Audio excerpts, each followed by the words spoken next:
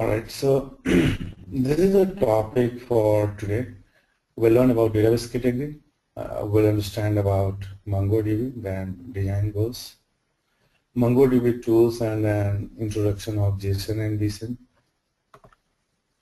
Alright, so let's quickly understand about database categories. So most of the people here are from database backgrounds, I can see. So most of the people would be aware about this category, or I can say at high level this is first category, which is called RDBMS or OLTP or real-time system. So this OLTP is nothing but online transactional processing system. So who all vendors are there? You would be knowing Oracle, MySQL. This is from Microsoft, this is from IBM, and so on, right? Now, another category is OLAP, DSS, or DW. So what is that, guys? OLAP? Online Analytical Processing. Another term for this OLAP is called DSS, Decision Support System, or sometimes it is called DW, Data Warehousing System, right? What all products are there? It is Natija, SAP HANA, Oracle Express, Teradata, and lots more. Now, there is a third category which is called NoSQL or NewSQL or Big Data databases, right? So these are the terms which are being used for this new category of databases. And what all products are there? So it could be MongoDB, HBase, Cassandra, QuatchDB, and lots more. Now, is this clear, guys? So, after every slide, I will ask about your understanding about that. So, if it's clear, quickly I would request everyone to confirm so that I can move ahead. All right, so for now this slide is clear to everyone. Great. Now let's quickly understand about OLTP databases, how it works. All right, this is the first category, OLTP. So here you could see you may have some online sales apps, you may have some kind of ATM transactions, you may have some retail transactions or some apps through which you will perform some activities, right? And this will go to relational DB, right? Which is called online transactional processing, because it's happening on real time. If you are purchasing something, right away it will come to your database. If you are performing any ATM transactions, right away it is hitting to the actual database where actual data is residing. Now, think about the case if I wanted to attach here some reporting tools, right? So reporting tools in the sense, let's say if I wanted to perform here some analytical activities on this database, I wanted to see how many customers visited, who has purchased what, and then what is their category, and then from which region the customers are more, or which product the customers are buying more, right? So I have, or we have to hit this database in the sense we have to query out information from this database. Now you can see here already some applications are pushing data to this database. So if you will perform any analytical or reporting on this database, so that may slow down your performance. Am I right, guys? Is this clear? Because already these applications are pushing data to this database. So if you will try to perform any analytical or BI stuff over here, this may slow down performance of your application. So now, so what could be the solution? We have to analyze our data. We have to understand from which region sales are happening more, what all categories are there, which product is being sold are mostly being sold, and so on. So we got another category which is called OLAP, right? Which is called, guys, OLAP here. Okay, this is centralized one. So for example, let's say if you have various OLTP systems, these are OLTP systems. It could be it could be Oracle, it could be SQL Server, MySQL, DB2, or some other kind of databases. So with help of ETL is nothing but extraction, transformation, and load. You can perform this activity with some tools also. You can use Jaspersoft LM, or you can use Pentaho, you can use Informatica, lots of tools are there. So from here to here you can push, from here to here you can push, because these are real-time systems. If you will perform any reporting or analytical activity on these databases, this will slow down performance of your application. So what do? You migrate your data after certain interval or in batch processing. Whenever load is lesser on your machine, you push data in a centralized location with some mechanism. It could be ETL, it could be manual also. So here you will push from all your databases and you will create a centralized location which is called OLAP or DSS or data warehousing system. DSS in the sense decision support system. OLAP is the same, online analytical processing, or DW. All right. Now, what all products are there? You can use here Natija, SAP, and Oracle Express. Now, if you could see here you can attach, you can attach here various tools. It's up to you now.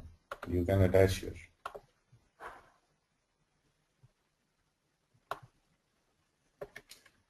Clear, guys?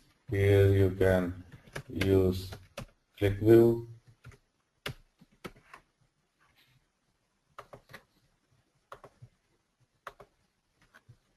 or you can use here, let's take example of some other reporting you can use. Probably you can use, or you can use here Jaspersoft or Pentaho, right? Pentaho you can use here, or you can use some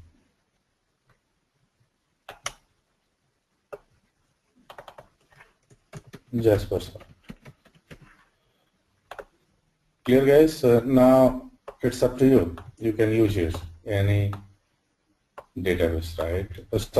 Any application, or you can use some analytical tool. For example, you can use here SAS. Let me create another box also for some analytical tools. Probably you can use here SAS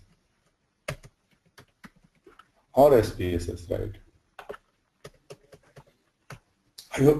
I hope this is clear to everyone, and this is pretty simple stuff. We can use from here.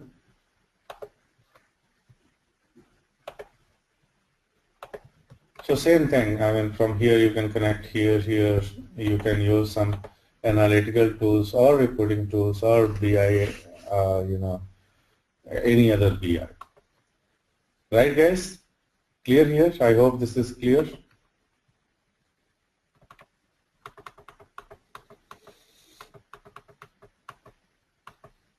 So from here it can be attached. So I have not made here connectivity, just you assume all these tools can interact with this guy, because this OLAP or DSS or DW is made for reporting and business intelligence.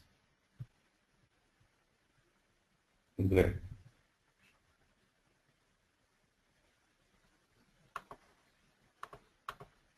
Now let's quickly understand about NoSQL. So now we understood here that a load was more on the OLTP and it was not able to handle. So that's the reason we came up with data warehousing concept or OLAP machines. But nowadays, again, this guy is not capable to handle everything or different kind of requirement or different kind of structures, data structures, and so on. So another kind of database arises here, which is called NoSQL or NewSQL or big data technology. So here you could see the third NoSQL. Now you can attach your applications. Here you can attach applications. The same way you can do here also. So this is the tradition nowadays where your applications are getting attached. So now what's happening? There is a way to tune this, these databases, and directly you can use for online sales app, transactions, and some other applications. So now this NoSQL is having capability to it can be used for both things. It could be directly used for online, and then it could be used for reporting and other stuff also. We'll have use case, and I will show you where our conditions will be there, where we can use the same database for applications as well as for reporting also. All right, guys. I hope this is clear to everyone. If you have any question, you can ask here. I would request quick confirmation from your side, guys.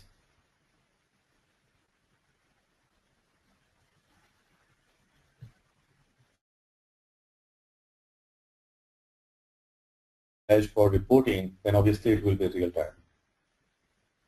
But if your data is coming here and then if you are migrating here and then from here if you are migrating here, so it cannot be real time. So let's say, for example, if you have taken this MongoDB as a database for application as well as for analytics, so obviously it will be real time. Did I answer your question, Srikanth? Great, thank you. All right, so Ken Young is having a question. So the data is straight from other sources into NoSQL division. Yes, Ken. From other databases, it could be from flat file also, it could be from other locations or from other big data solutions as well. It could come from Hadoop also. So just I have given example of SQL databases, SQL DBs. Is that clear, Ken?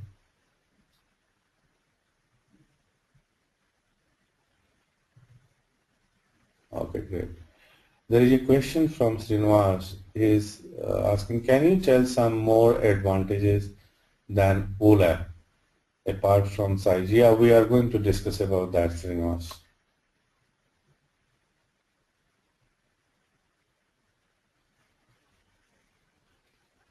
Arvind is having questions. So is NoSQL only for reporting analytics? Not exactly. Not exactly for reporting. You can have application also attached with your NoSQL as well as you can use for reporting and analytics.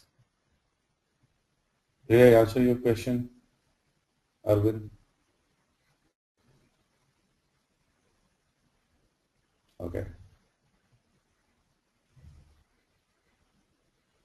Okay, so another question from Arvind, why would I go for SQL database to NoSQL? Is that really an advantage doing this twofold? Obviously, I am going to explain that and I hope you will get answers by end of this session. This is going to be covered. Okay, Ritesh is having a question. It means my Java app directly connect with MongoDB and MongoDB will store the data in Oracle.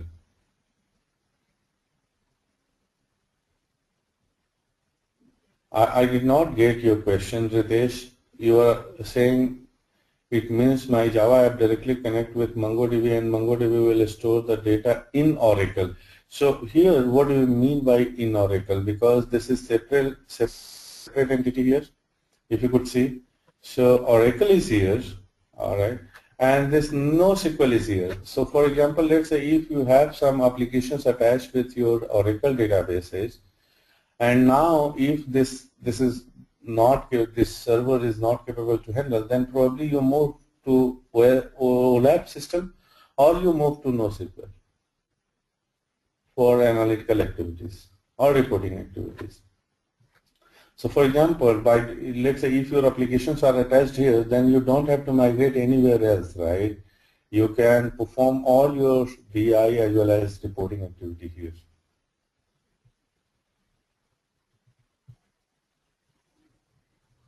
I hope it is clear to you now.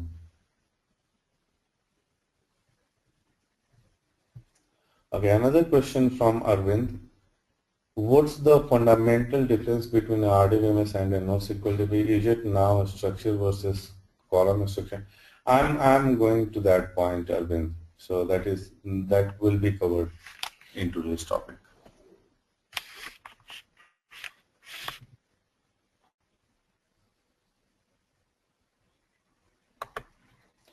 All right, guys. So let us see this, development progress, that how development happened. If you could see here, RDBMS in 1990, it was very much popular, and then we started using RDBMS extensively. Here you could see in 2000 operational databases, and then also we started using data warehousing, OLAP or DW. In 2010, we started using NoSQL, key value stores. We also started using MongoDB, Hadoop, OLAP, and DW. Right, guys? So we started around 2010. I'm talking about the usage. I'm not talking about the development. Clear, guys?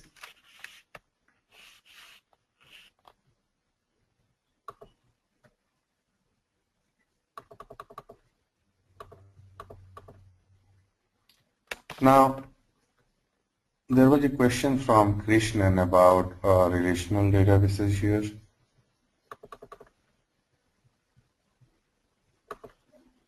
So what all challenges was there? The same question was there from you, Krishnan. Am I right? This was your question, right? So, all right. So let's quickly understand about this. Relational database challenges. If we talk about the RDBMS systems here, the data type and object-oriented programming is little quite difficult to perform on RDBMS. So let's talk about unstructured data, right? So for example, let's say if you have web logs or if you have video or any unstructured kind of files, so it was quite difficult to manage with RDBMS, right?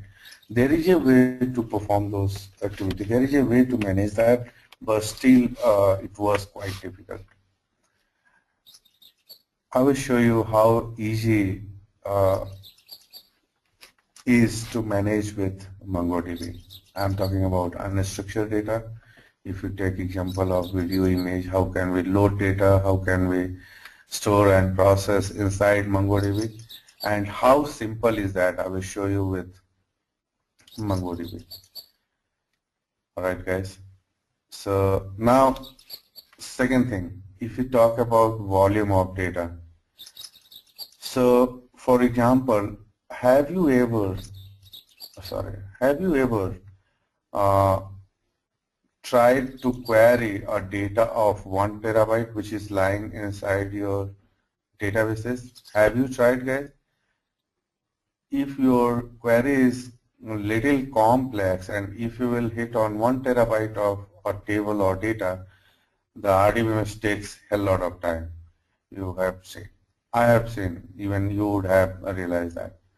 So if your data is in petabytes, or if you have trillions of records, or if you have millions of queries per second, then RDBMS does not perform well.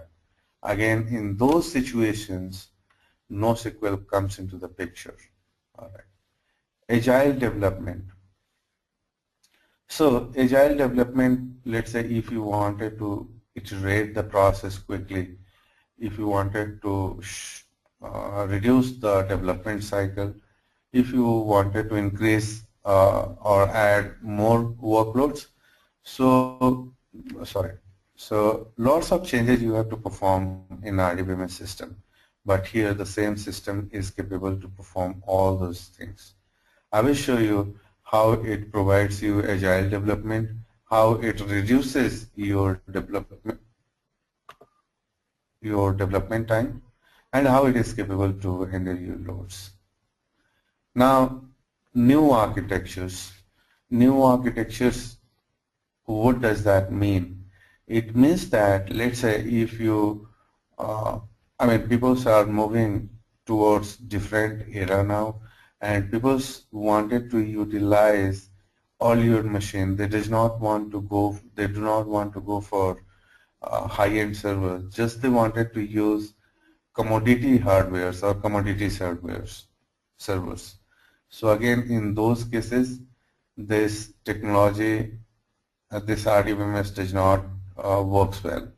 So for example, let's say if you have a database software, DBMS software, and if you wanted to run on normal machine, it will not work well. But if you talk about the NoSQL databases, those databases runs on commodity hardwares with distributed architectures. So those are some benefits.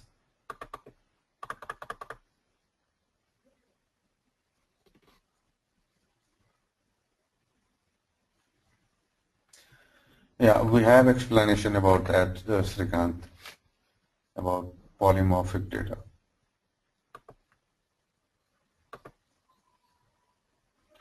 I will show you example also.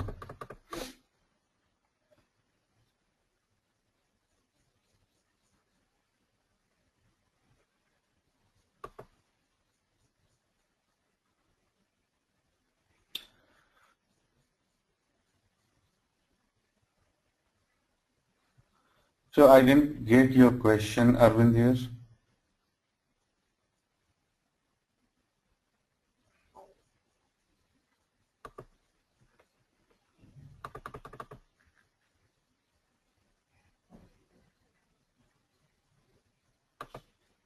Okay.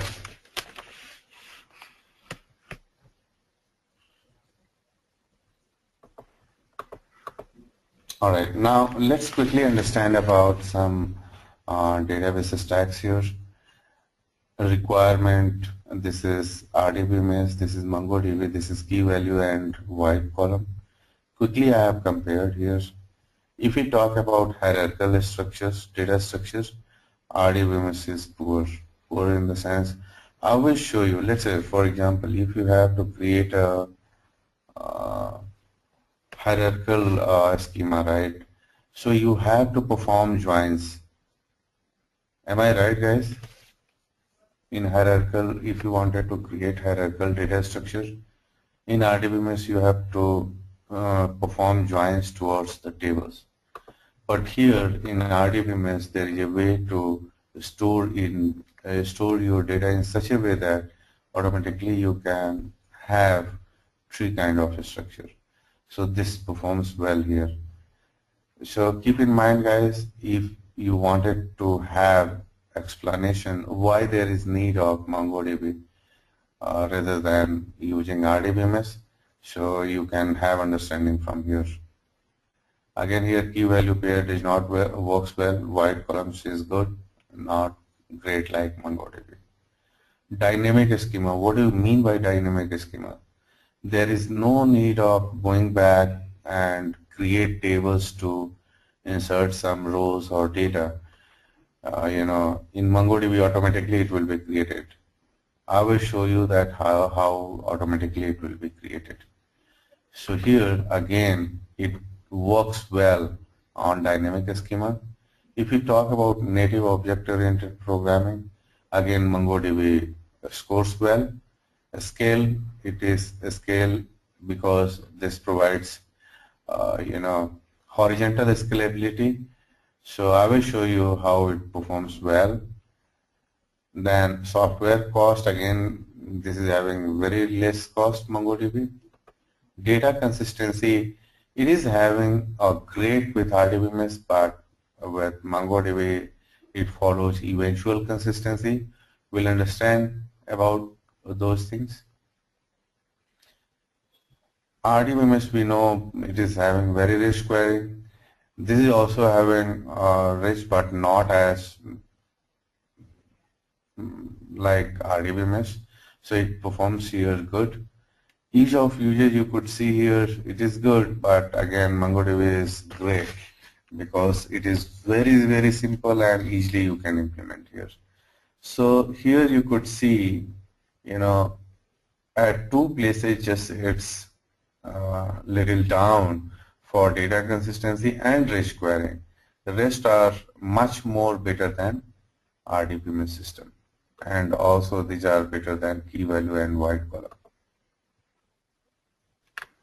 Just because sometimes we understood NoSQL is nothing but next generation databases, people says it's not only SQL, it is non-relational. So keep in mind guys, you will not have joins in most of the cases. We perform a relation or we show relationship with joins only, right? So here you will not have joins. Distributed architectures. Now you would have seen people are using distributed architecture because this is much more powerful than single entity. For example, let's say if you have only one server and if you are trying to get result out of a single server, so this distributed will work better than that. Then it is open source, you can try to modify code, you can plug your stuff also. Horizontal scaling. So that's what, as I said, instead of having a single machine, you can have multiple machines, and that works well. So we have questions.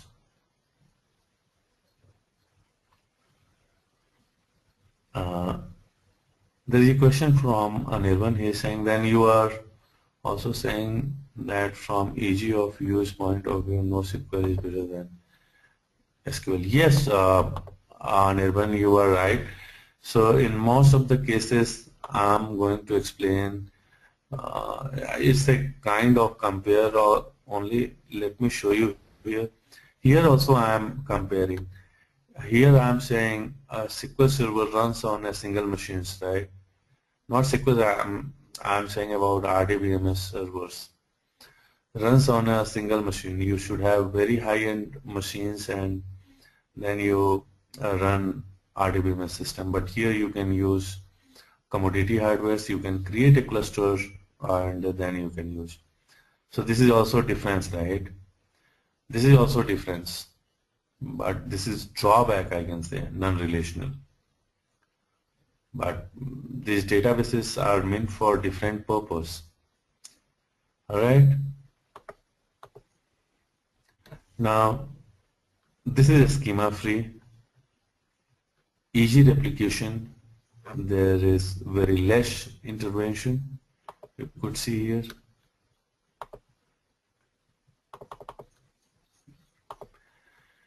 Simple APIs, there are very simple APIs available and you can interface your other language. Can manage huge amount of data. As I said again, this is different capability than normal RDBMS system. There are limitations of RDBMS systems. If your data is really huge, that won't be able to manage, and if you are trying to manage with that, there will be lots of challenges. Here can be implemented on commodity hardwares. Again, this is benefits over RDBMS because RDBMS system needs a high-end server. Close to 150 databases are NoSQL databases are there. Some are in production and some are still in development phase. So it's quite difficult for you to choose the right database and right models.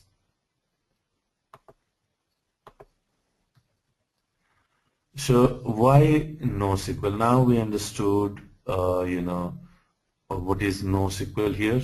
We understood, what is NoSQL. So now let's quickly understand why NoSQL. Why this new SQL or NoSQL or third generation database came into the picture. So if you could see nature of data, nowadays we have variety of data. We see machine generated logs. We see different kind of data in the market. We see structured, unstructured, semi-structured, or machine generated data and so on. So again, it was quite difficult for RDBMS to store or manage those kind of data. So that's the reason this NoSQL came into the picture. Application development, high coding velocity and agility.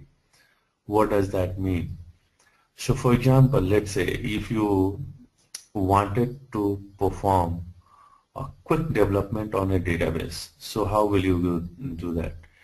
So whatever application you are designing on databases, the same kind of table structure, column structure, data type structure you have to create on database.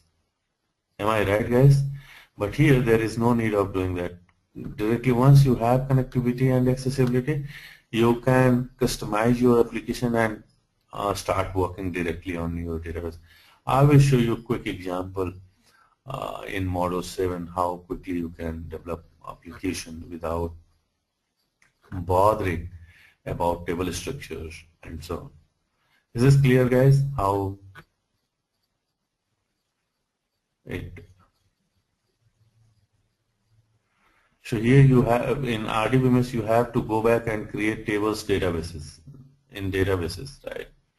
Here there is no need of creating tables. So right away you can start working. So that provides you agility and faster development. Now, operational issues, right? If you could remember, we saw in first slide, first we have to migrate to, first data will be stored inside the OLTP systems, then it will be migrated to DW, and then from DW we will perform reporting and other stuff or analytical activities.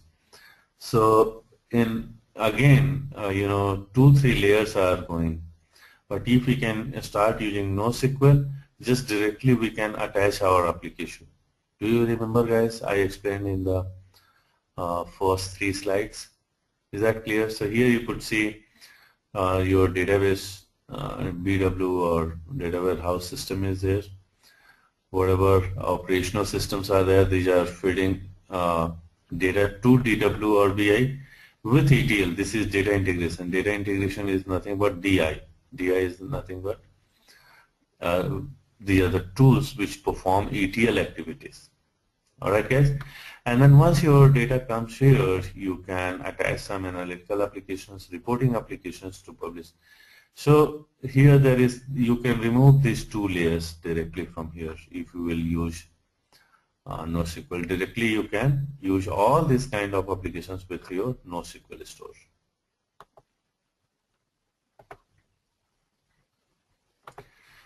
So guys, by the way, I am not getting response from most of you.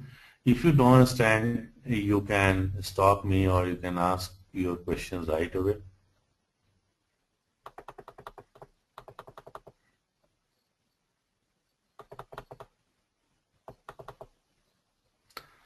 All right.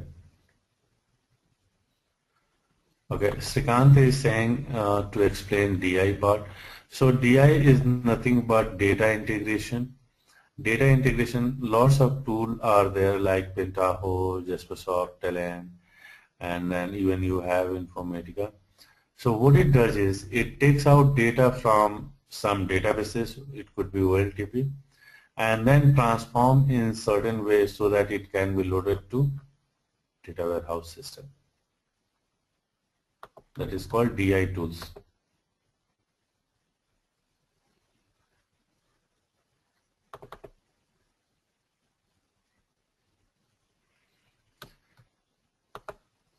BW is nothing but business warehouse. Some people say business warehouse or DW, data warehouse or DSS, all are same.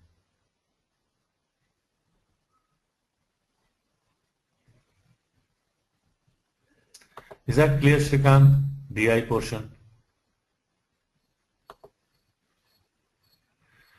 DI is another tool, Srikant, that is not a database. DI is data integration, or you can say ETL tools.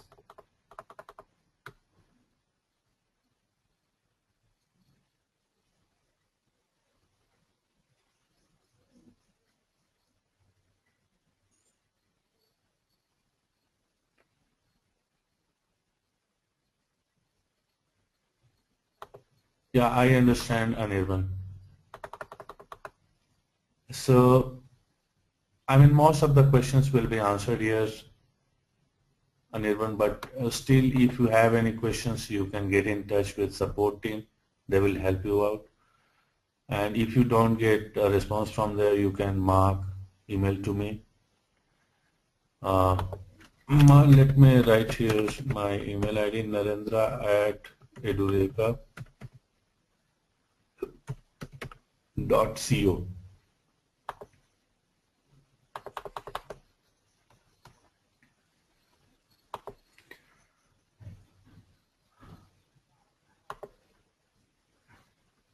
So is that clear, Srikant? Okay.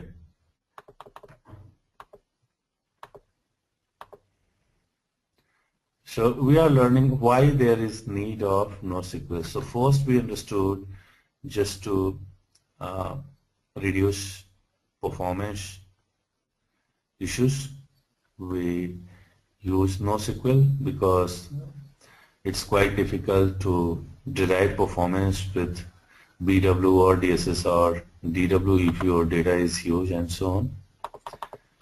So second is,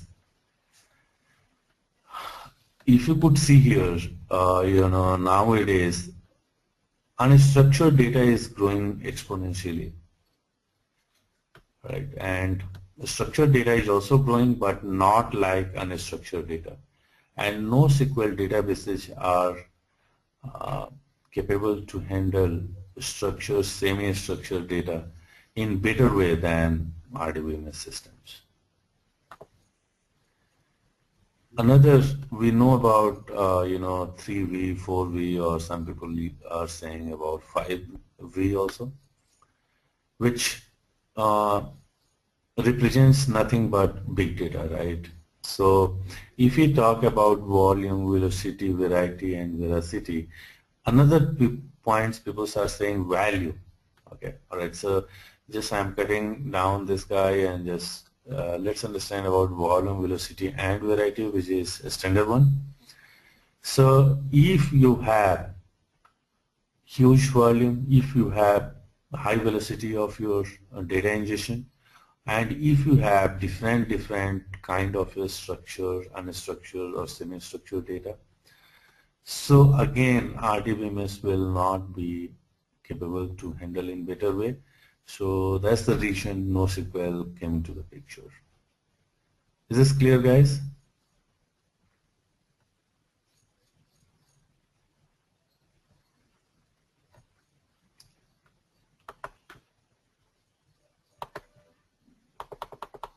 Okay, great. Now another benefit. So guys, we are learning why NoSQL. All right. Then we say benefit of NoSQL here. So let's understand another benefit. It provides agile methodology development. So what is that, guys? As I said, it provides you dynamic schema. So if you could remember, for RDBMS system, let's say if we wanted to develop a quick application, we had to design tables, data types, everything in database, right? But here there is no need of doing that. Once connectivity is established and if you have authentication, then quickly you can start it, everything. Is this clear? I will show you guys how you can quickly do that. How can you show agile methodology here?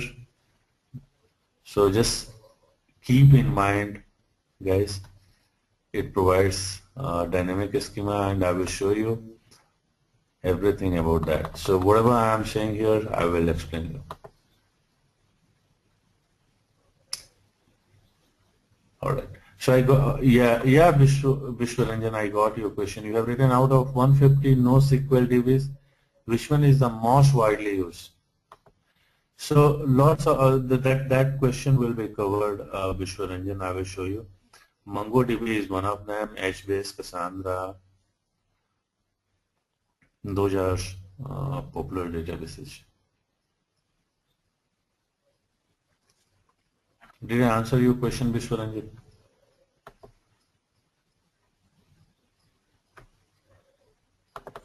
Yeah, thank you. Now, as we are learning benefits of NoSQL, here we saw, it is capable to handle high volume of data, high velocity, and different kind of variety. It provides agile methodology. Keep in mind, guys, I will show you. It gives you dynamic schema, and on that basis it provides you agile methodology. Another benefit is it provides object-oriented programming that is easy to use and flexible. So this MongoDB provides object-oriented programming, and that is very much easy and flexible. Horizontal scaling instead of expensive hardwares. So keep in mind here, guys, for RDBMS system we need to have high-end servers. Here there is no need of having high-end servers. You can have commodity class machines, and then you can configure a cluster, and then it will work. So how cluster is going to work? You could see here, right? So you can use various machines, and then you can create a cluster, and you can use it. That works much better than having a server.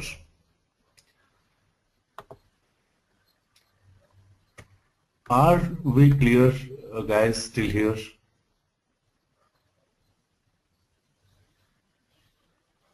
I would request everyone to reply, guys. This gives me confidence that, okay, great. Fantastic. Thank you, guys. Now, let's understand type of NoSQL categories. So guys, if you could remember, we classified database at 3 categories. First one was OLTP, second one was OLAP, and third one was NoSQL. Now, under NoSQL, there are 4 categories. Keep in mind, guys, there are 4 categories in NoSQL databases. So the first one you should remember is key value, second one is columnar, and third one is document based, and fourth one is graph visual. So I have mentioned this document based at first position because our focus area will be document based. MongoDB falls under this. So let's quickly understand from here. So keep in mind, guys, key value will be the first category, columnar will be the second, and document will be third category, and fourth or last will be graph store. Now, let's quickly understand about key value. So key value stores are simplest database. Simplest database, NoSQL database. Alright. So how exactly it stores, guys? It stores for every single item in the database as a key and together with its value. So for example, let's say if your key is, for example, key, you can take your SSN number and then whatever value is there. So this is the simplest one, right? Clear, guys? Key value stores. All right. So now let's understand about the columnar. So, and this is also called, by the way, wide column stores. And examples are Cassandra, HBase. These are mainly used for, you know, analytical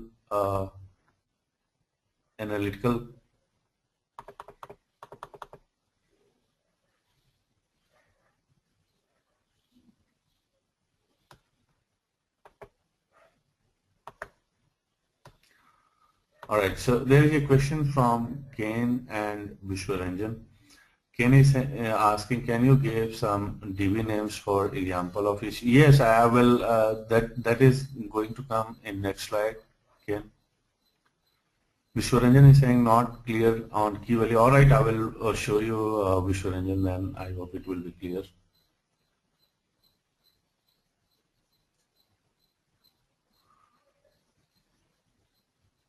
Yeah, well, it will be clear, Vishwaranjan. So just I will park your question at this stage. All right, so this is key value stores. Columnar, as we said, stores columns of data together instead of rows. So that will be called columnar. Third one will be document database. Document database, you know, this is our focus area, so MongoDB falls under this. So here, document pair each key with a complex data structure known as a document. So what happens is, see here, document databases pair each key with a complex data structure known as documents. So there will be a key, one identifier I can say, and then all information will be residing in a structure which is known as document. So that's how it works, guys, here, and it's pretty simple. I will show you how exactly it works. What is key and what is value? All right, guys. Now, fourth category is graph stores. Graph stores are used to store information about networks such as social connections. Graph stores include Neo4j and Hypergraph. All right, so let me give you one quick example.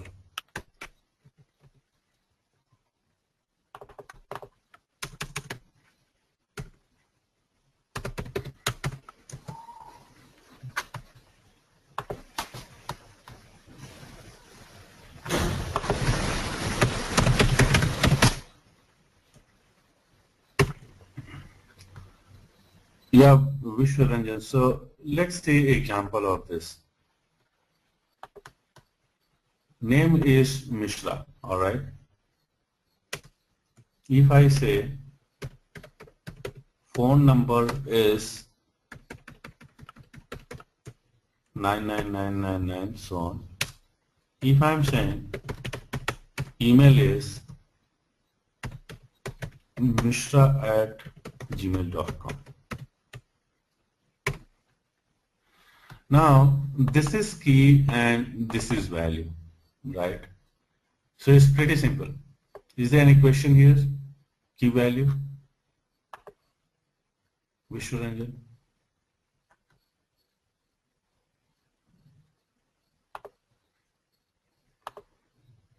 Okay, great.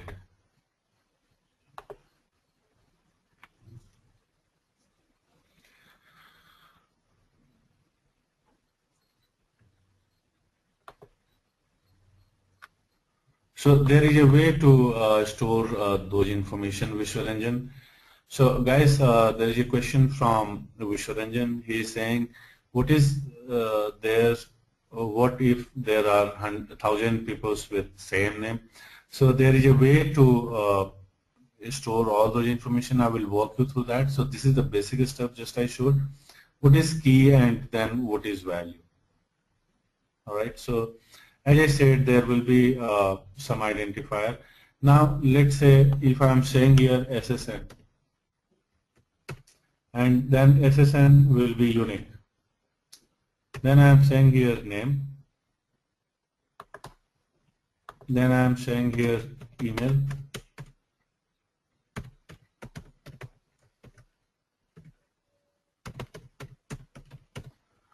How about this Visual Engine?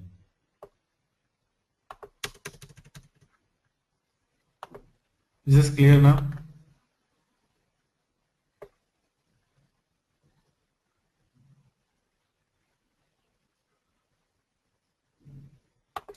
So there will be some way to do that.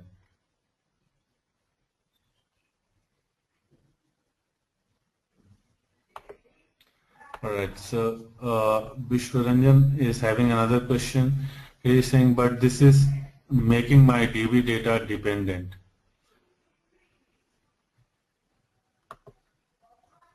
Yeah, that's fine. So you can create some different kind of key. So Ken, just I'm explaining here, this is key, SSN, and this is value. Again, this is key and this is value. Here I was showing this is key and this is value. This is key here and then this is value.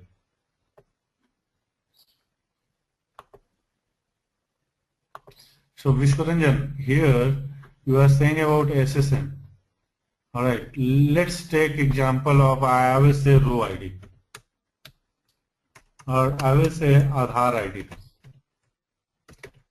Aadhaar ID, I am saying here some DRF. What about this one? Let's say this is unique. Forget about this. If you don't have this one also, there you can maintain some different things, right? You can have some kind of composite or something like that. So there is a way to do that. Clear, Vishwajit?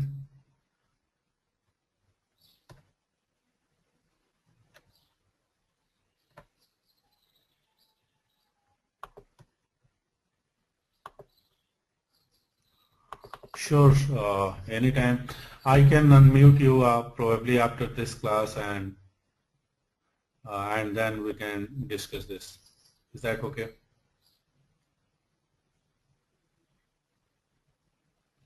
Sure.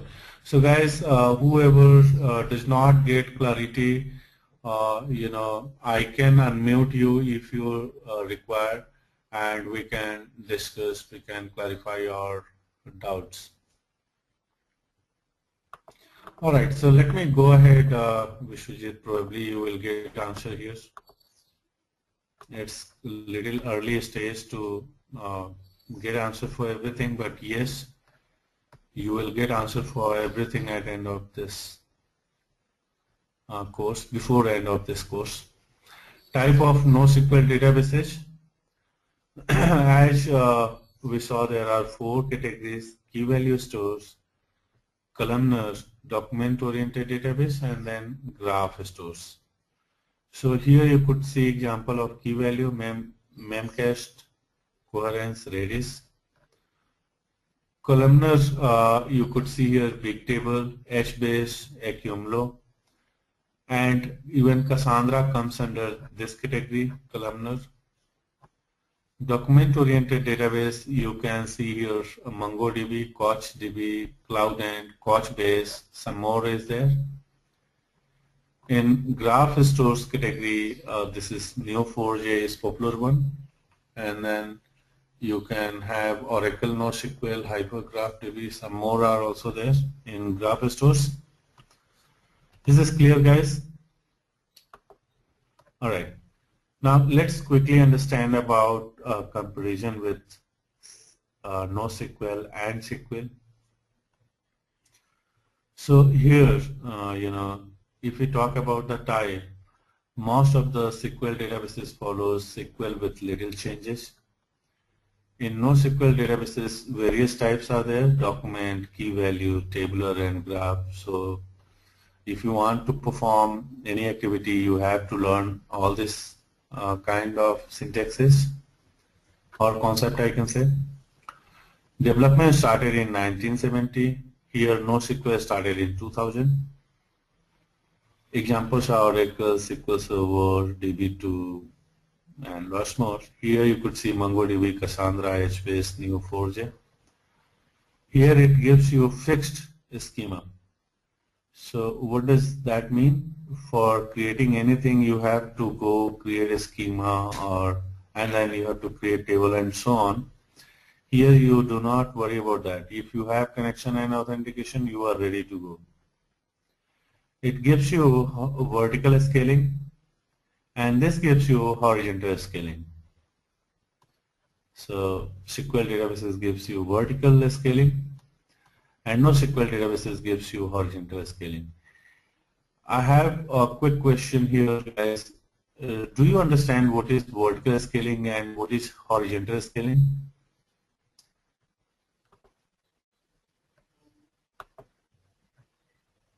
All right, great. So because already we are discussed. All right, so let me quickly explain here. Vertical scaling in the sense, if you have a single machine, if you wanted to increase capacity of that machine, power of that machine, you have to add more CPU, RAM, and disk to that machine. That is called vertical scaling. Horizontal scaling, if you have machine, commodity class machines, if you wanted to increase storage as well as processing power, just you can add more machines to that, which is called horizontal scaling. Now, development model, here it is next one, and NoSQL databases are having open source, most of the databases. Consistency, it follows ACID property here, consistency, and this follows base. NoSQL databases follows base.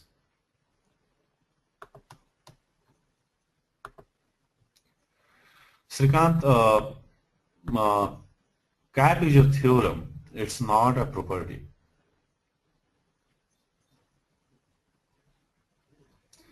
All right, so there is a question from Srinivas. He's asking what is base. I will explain you. It has been covered in next upcoming slides. Yeah, we are going to cover Anirban.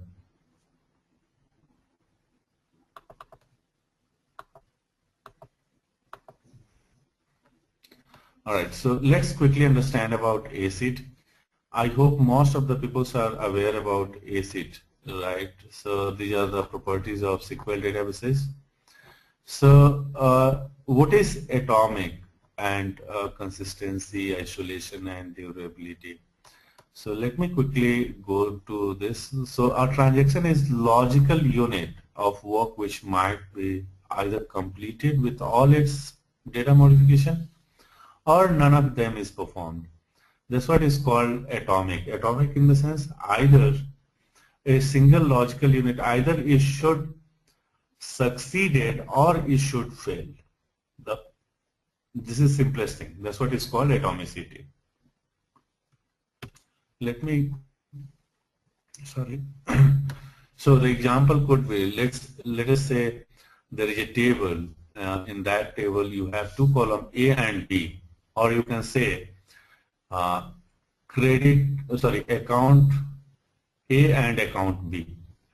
For example, let's say if you wanted to transfer 10,000 rupees from account A to account B, all right. So if account some 10,000 rupees has been debited from account A, but somehow it has not been deposited to account B, right? So this is not complete transactions. So either the amount should get debited from A, and then it should be loaded or credited to account B. So that's what is called atomic. if we talk about the consistency, at end of transaction, all data must be left in consistent state. For example, let's say if you are an user and if you have updated something, and if I am another user, if I see that data, the data should be consistent. Whatever you have updated, I should be able to see. Same thing is isolated and durability. You want me to explain here, guys?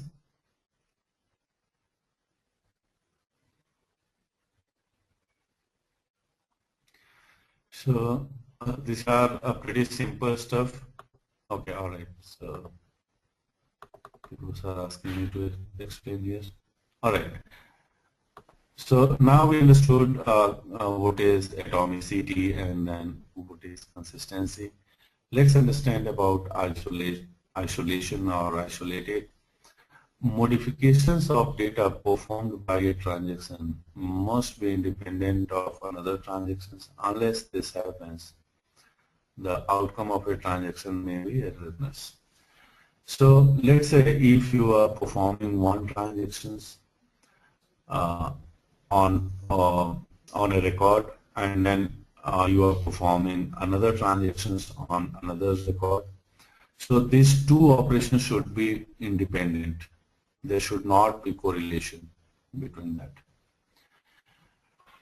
Durability is nothing but once you have done changes, it should be there in your system. Clear, guys? It's pretty simple. For example, let's say if you have done something, after anything, it should be permanent. That should not be volatile. That should not get changed anyhow. Clear, guys? Are we clear till this point?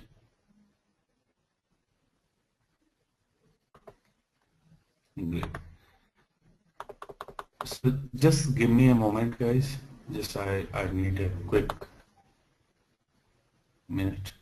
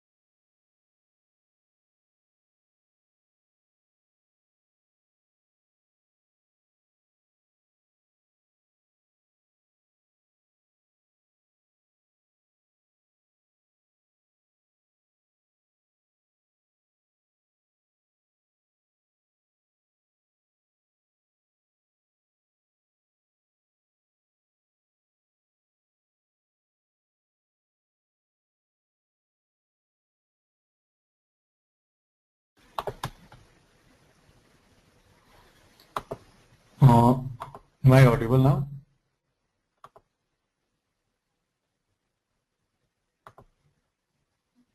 Okay, great, fantastic. Okay, so Srinivas is asking about break. So we'll quickly finish some stuff and then we'll go for some 10 minutes break. Is that fine with you guys? Okay, great. Thank you.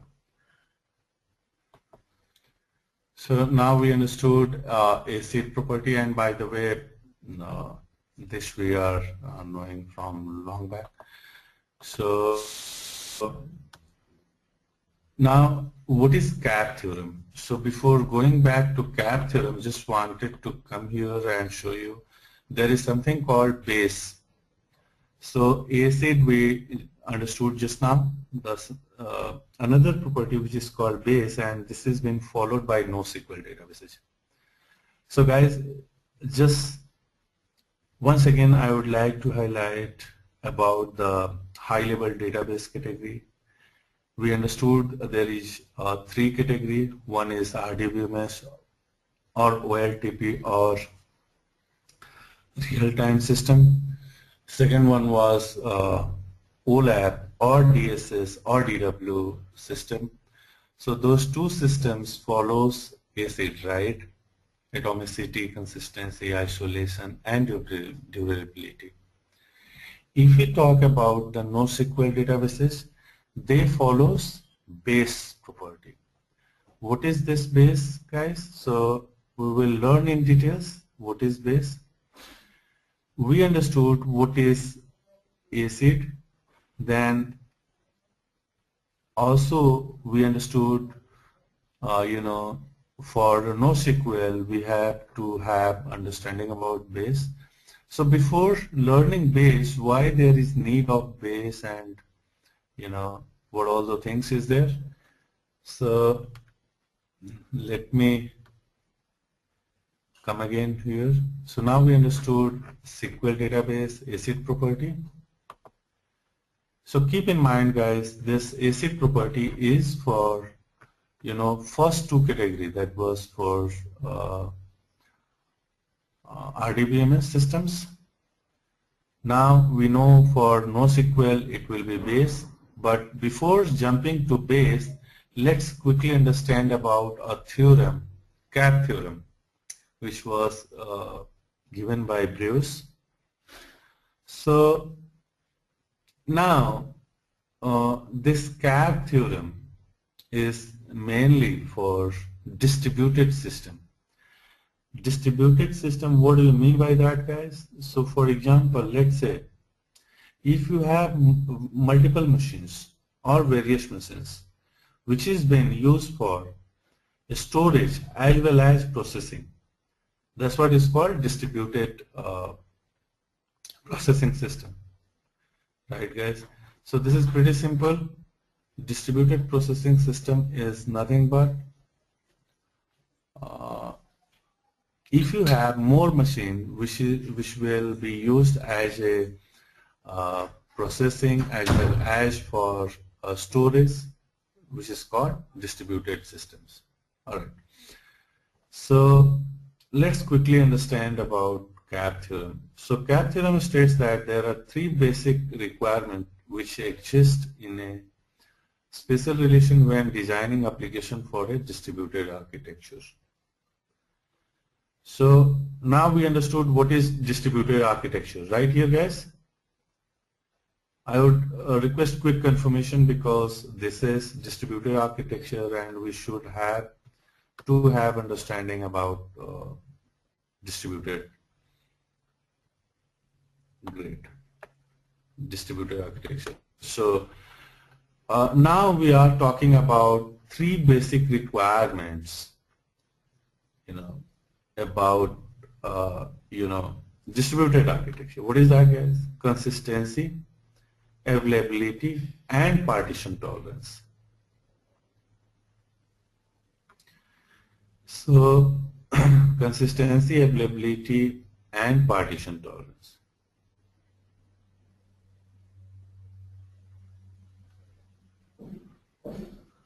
Alright, so Ashok has written online systems, right? So online systems, I didn't get you, Ashok. I didn't get your question, by the way. Could you elaborate your question? Alright, another question is there from Ken. He is asking how is consistency sacrificed. I will show you how it is being sacrificed. It's been covered in next slides. So Ashok, could you throw some more lights on your question? I could not understand.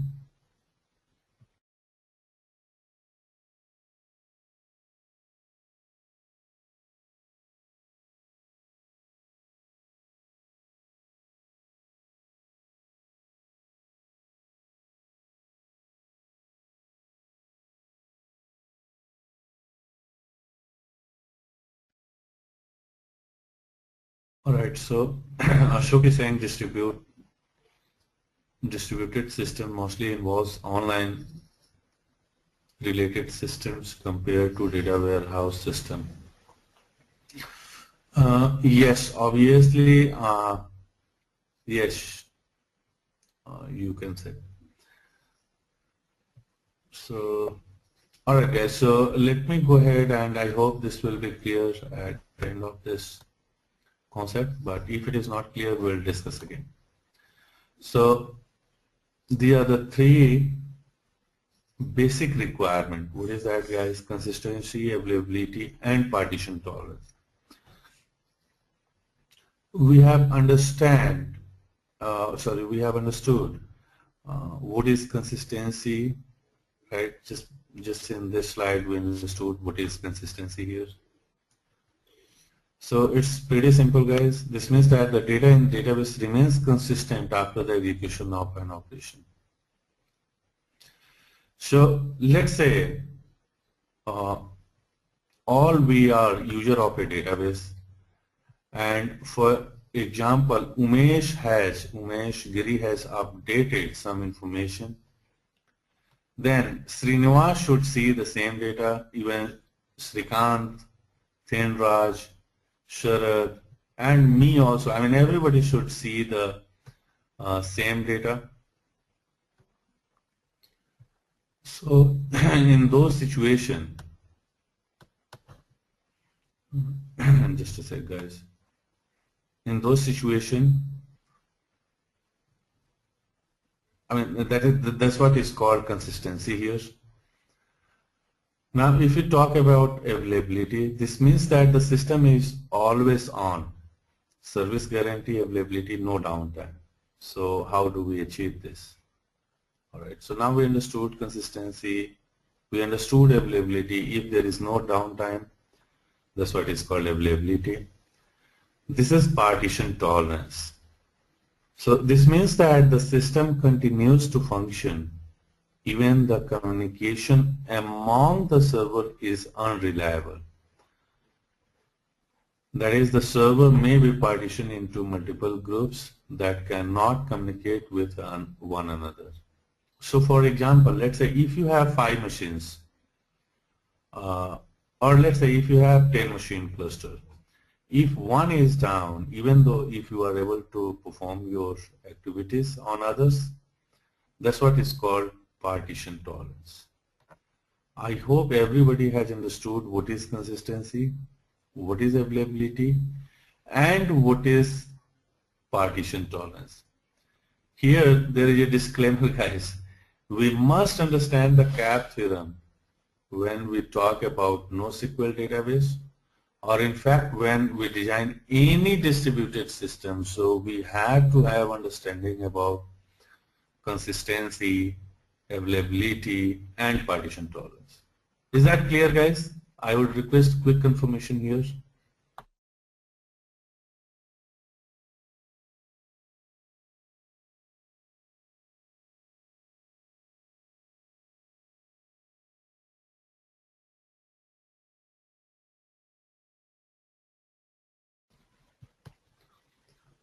Okay.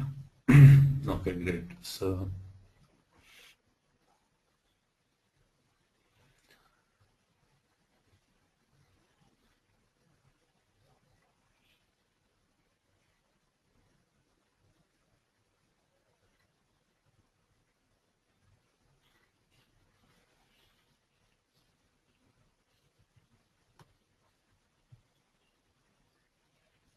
all right, so there is a question from Vishwaranjan. He is saying how availability is a database property. So it's a database property. This is all these are database properties only, nothing but database or system properties.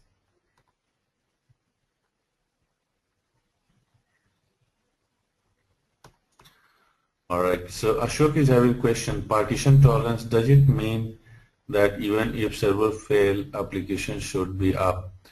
Not exactly, but yes, it's true till some extent. Let me give you one example here, Ashok. For example, let's say if you have data loaded on 5 machine, Just I am taking example of SSN number. For example, from 1 SSN to 1000 it is on first server, from 1000 to 2000 it is on second, and 2000 to 3000 it is on third, and so on. So let's say if machine which is having data from SSN number 1 to 1000 is down, so still you would be able to fetch information from 3000 to 4000. Is that clear, Ashok?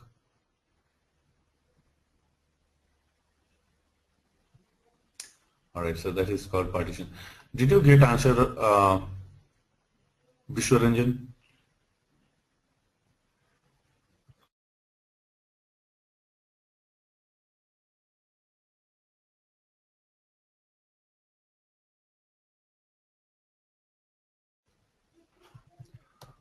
Did you get answer, Vishwaranjan?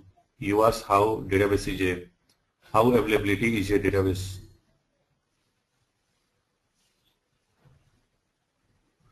Yeah, that's why. See, DB is nothing but server itself, right? And server is nothing but it's a combination of hardware as well as software, right? All right, great. So now we understood concept behind this gap theorem. Let us go back and understand in detail about this. So what gap theorem says? Keep in mind here, this is very, very important. In theoretically, it is impossible to fulfill all three requirements. So in theoretically, what Bruce came to know, or what gap theorem says, you cannot achieve availability, consistency, and partition tolerance here. All these three things you cannot achieve at the same time. CAP provides the basic requirements of a distributed system to follow two of three requirements. So at any point of time, you can achieve these two. Either you can have AC, or you can have CP, or you can have PA, or so on. So this is CAP theorem.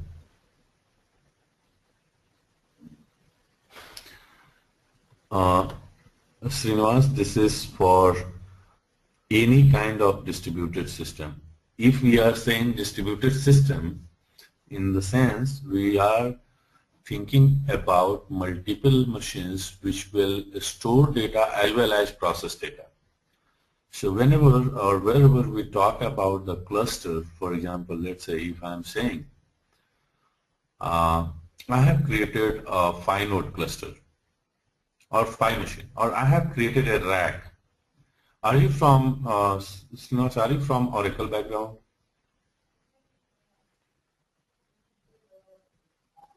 .NET. Okay. So okay, let me take another example. Have you ever heard about SQL Server replication? Yeah, great. So there is something called so how that is going to work? What will happen is whatever data is there on one machine, it will be replicated to the another machine and so on, right? So that is a different case. Now let's say if you have created a cluster for load balancing, so there is something called RAC, Real Application Cluster.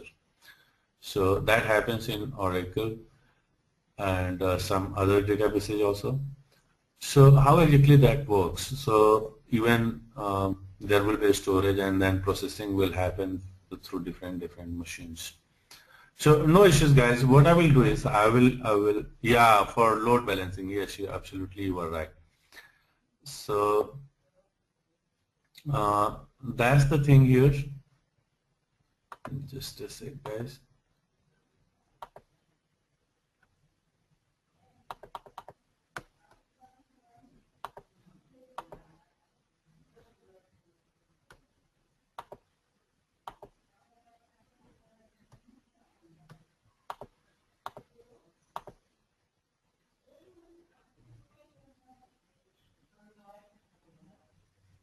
Is that clear, I'm Srinivas, or should I explain more about that?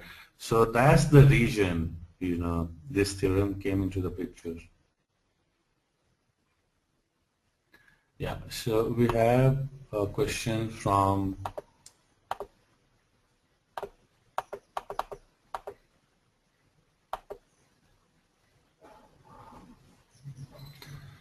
Srikant. His question is, but from 1000, 3000 will not be available if that node goes down. Yeah, correct. So that's the region we say it is basically available. So we will talk in detail.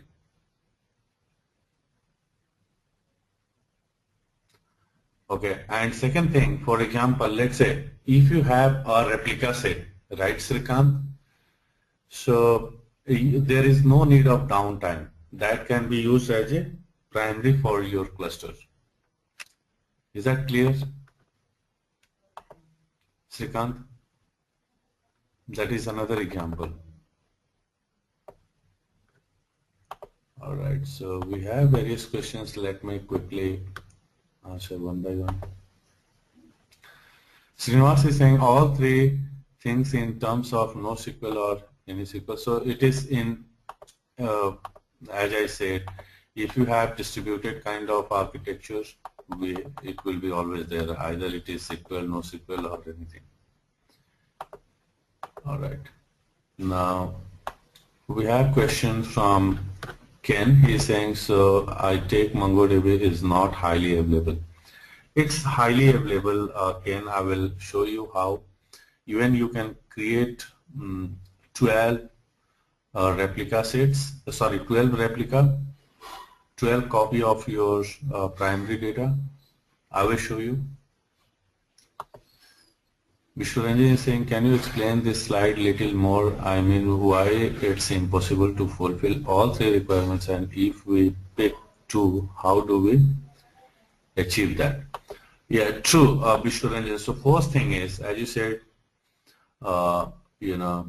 why it's impossible to fulfill all three requirements. So, for example, let's say if some scientists come up with some research that this cannot be achieved, right?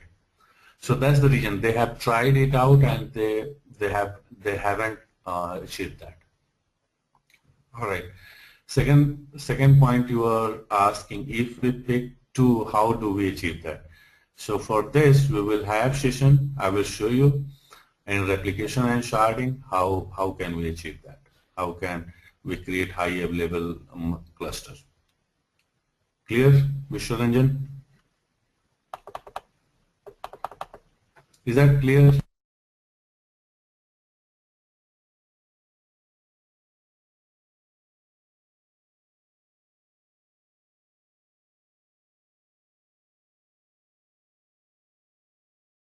Yes, Vishwaranjan, because to have better understanding, you have to have understanding and you should see how replication works, right?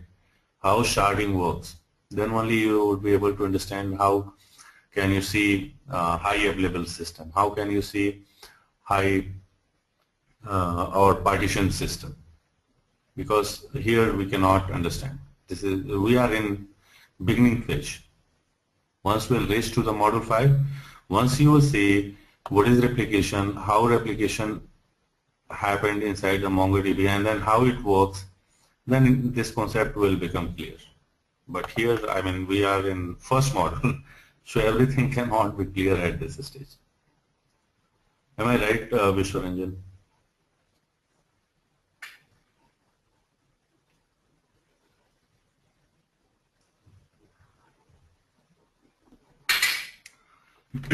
All right, guys. So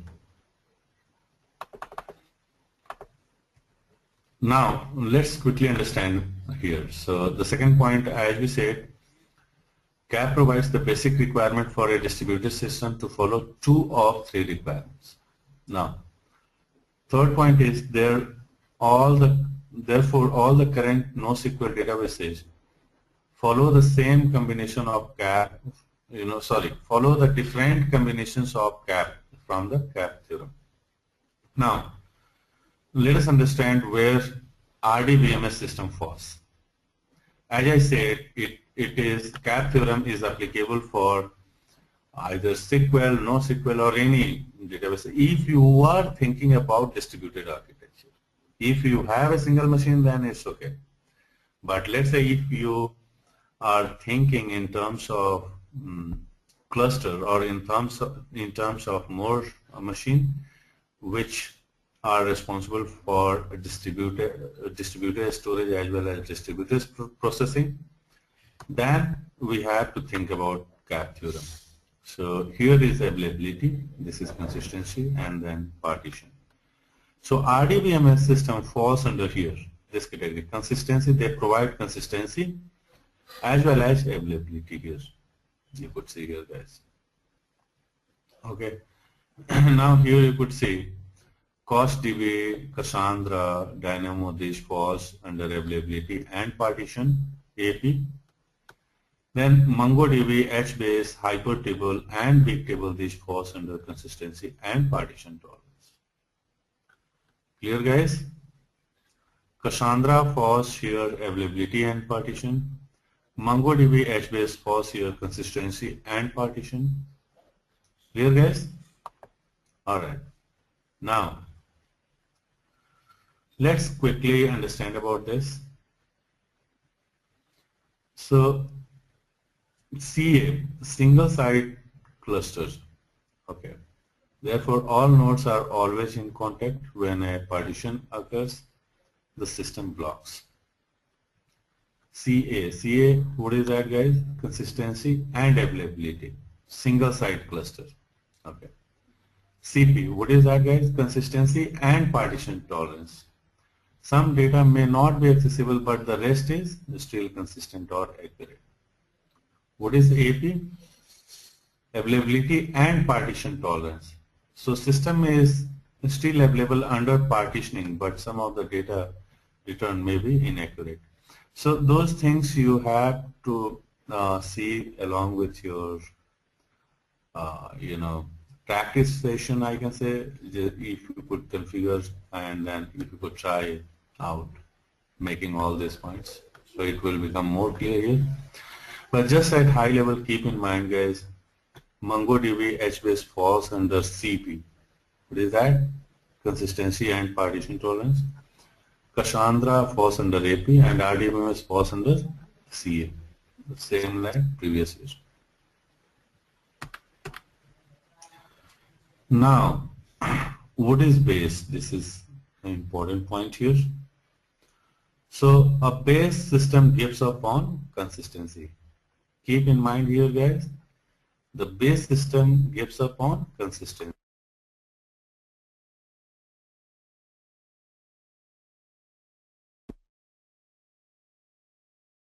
So,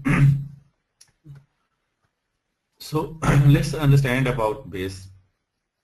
If you could remember, initially only I said ACID has been followed by RDBMS system and base has been followed by NoSQL systems or NoSQL databases.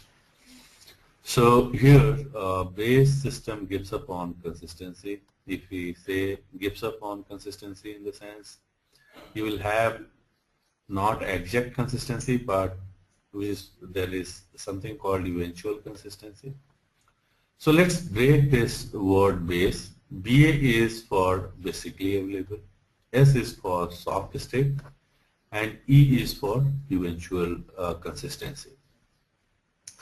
The same way, if you could remember, we learned about ACID, atomicity, consistency, isolation, and durability. So here, base is basically available, soft state, and eventual consistency. So let's understand about this basically available. Basically available indicates that the system does guarantee availability in terms of CAP theorem. Alright, guys. What is soft state? So soft state indicates that the state of system may change over time, even without input. What is that, guys? Even without input. This is because of the eventual consistency model. Now, what is eventual consistency?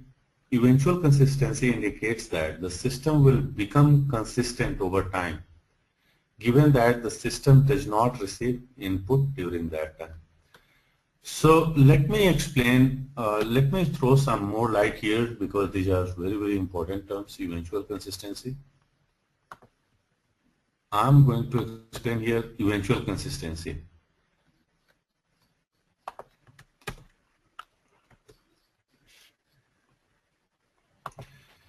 Eventual consistency indicates that the system will become consistent over time. See, let me show you guys how exactly it works. So for example, let's say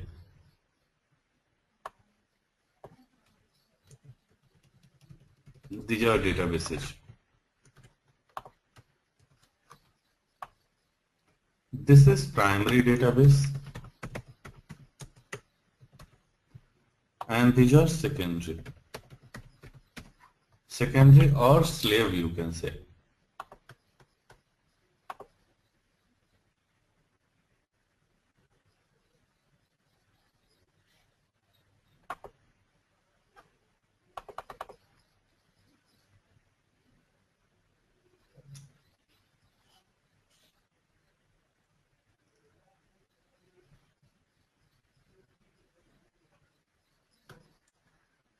So this is primary and these are secondaries. Just I am taking one example.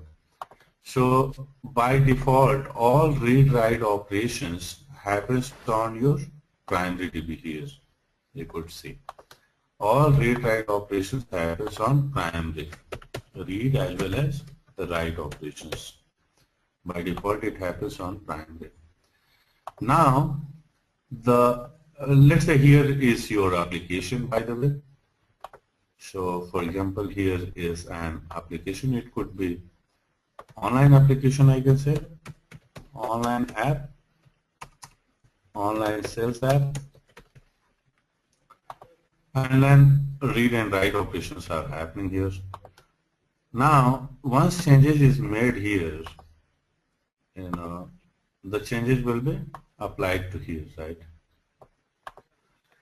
So it will take some time. Once data will be updated here, then after certain interval, the data will be updated here, right? So this is pretty simple. So if you so for example, if you are reading, let me.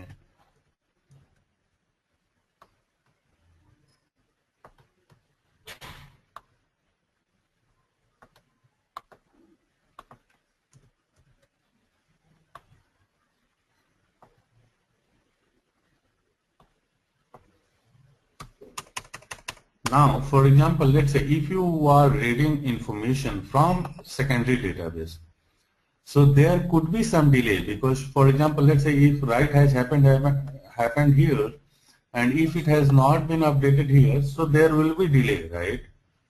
Now go back to this point.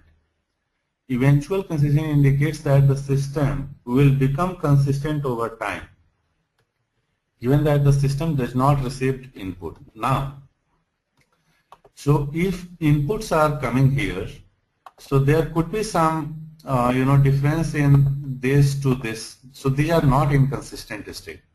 Exactly, these are not in consistent state. So this is called eventual consistency, guys. You could see here. Now, if you will stop input, if you will stop input here, so whatever changes has been made, it will be completed here. Then you could see the same kind of data is here and then same kind of data is here. Clear, guys? Are we on the same page?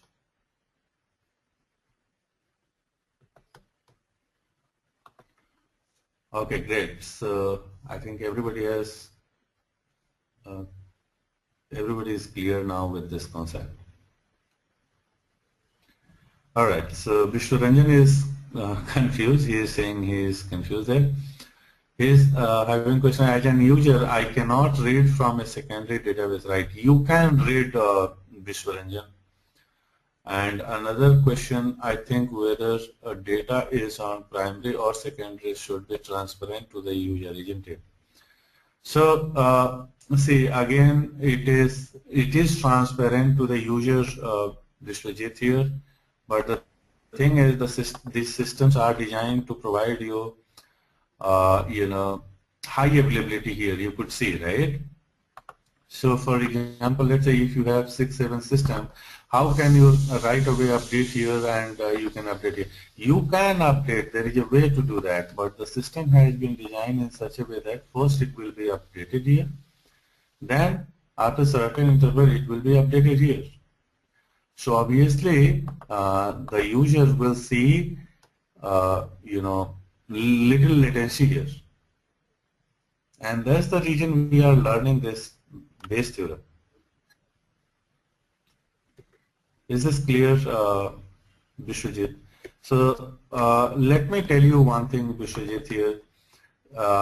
We are from relational background, so while understanding concepts behind this NoSQL, sometimes we have to put extra, extra pressure to our mind, as well as we have to accept some concepts behind this, because it's different than that system. Am I right, Vishwaranjan? Because you may say that why join is not there. I can ask this question. Let's say if you are giving a demo about NoSQL, I will ask a simple question: why join is not there? Because it's not there. The system has been designed in such a way that to optimize performance and to perform join while writing the data to database, not while reading the data. Clear, Vishwaranjan? So the use cases of NoSQL databases are different. Some functionalities you will see, some functionalities you will not see, which is there in SQL databases or RDBMS database. All right, so Srinivas is having a question.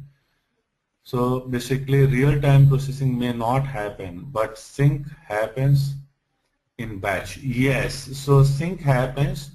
Even you can put here. Now, let me do one thing here. As I said, you can customize any system according to your needs, right? If read will happen here, then it will be real-time, right? Am I right, Srinivas? Only the thing is, the load will be more on this database. Because this is primary, write operation always happens on primary databases.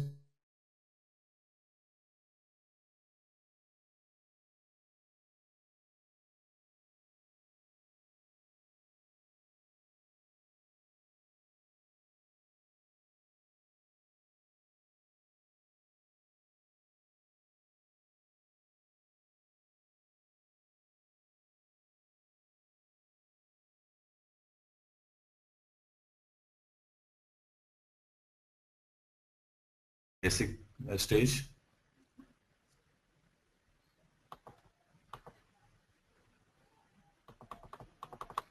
Is that clear, Vishwaranjan? I didn't get any answer from you.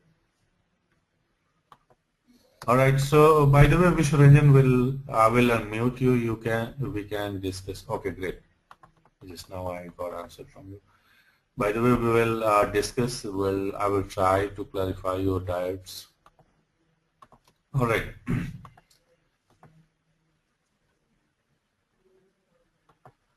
Now, guys, there will be some questions here. Any is a guy who asks questions, and we have to try out. But unfortunately, we have less time today. So just I will escape these questions, but I would request everyone to go with these questions. All right, guys? So the same thing, NoSQL versus SQL comparison. We have seen, unstructured data is growing exponentially. So that's the reason these NoSQL databases are growing very fast. Now, before selection and implementation of NoSQL,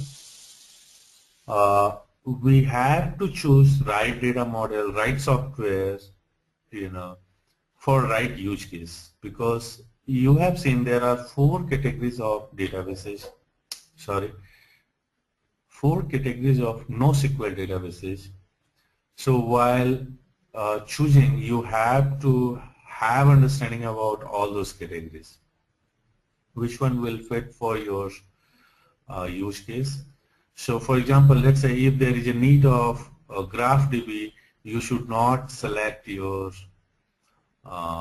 key value stores, right? Or you should not go for columnar stores and so on. Alright, so here are the steps. You should choose the right data model. You should have understanding about pros and cons of consistency. Then you have to compromise features of RDBMS. Is this clear, Vishwajit? Because here it is clearly mentioned, you have to compromise features of RDBMS. There will be some pros and cons of consistency.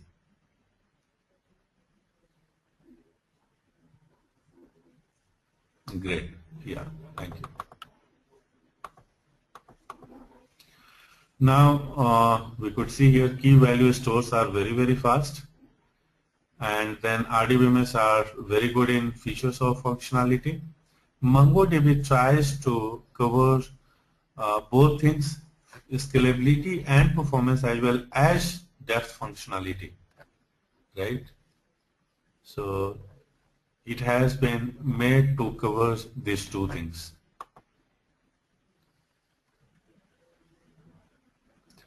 One more thing, keep in mind guys, no automatic joins, document transactions, fast scalable read writes.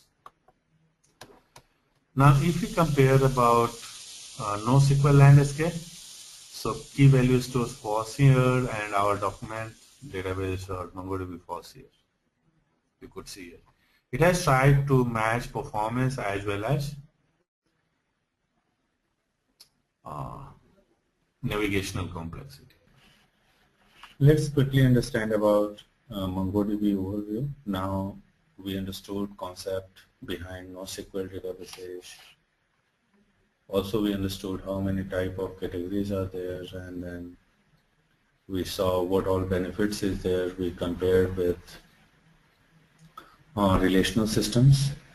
So now let's understand MongoDB now. So we know MongoDB is an open source database, and it is being developed by Desighn. Desighn is our company. It is an agile database that allows a schema to change quickly as application evolves. So as I said, it gives you a dynamic schema. I will show you how it provides dynamic schema, how you can create everything on fly or most of the things on fly.